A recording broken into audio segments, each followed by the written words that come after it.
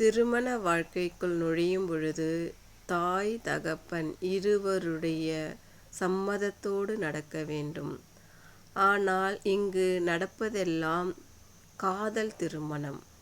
அந்த காதல் திருமணத்திற்கு தாய் தகப்பன் ஒப்புக்கொள்வதே இல்லை. அது திணிக்கப்படுகிறது. நான் இவளை தான் கல்யாணம் செய்து கொள்ளப் போகிறேன், இவளை நீங்கள் ஒப்புக்கொள்ள வேண்டும் என்று.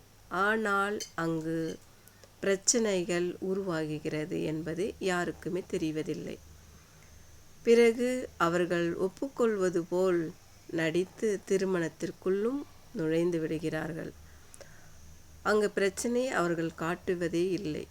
ஆனால் திருமணத்திற்கு பிறகு அந்த பெண் பாதிக்கப்படுகிறாள். அவளை ஏற்பது போல் நடிப்பதும், அவளை அவமானப்படுத்துவதும், கஷ்டப்படுத்துவதும், துன்பப்படுத்துவதும் அந்த ஆண்மகனுக்கு தெரிவதே இல்லை.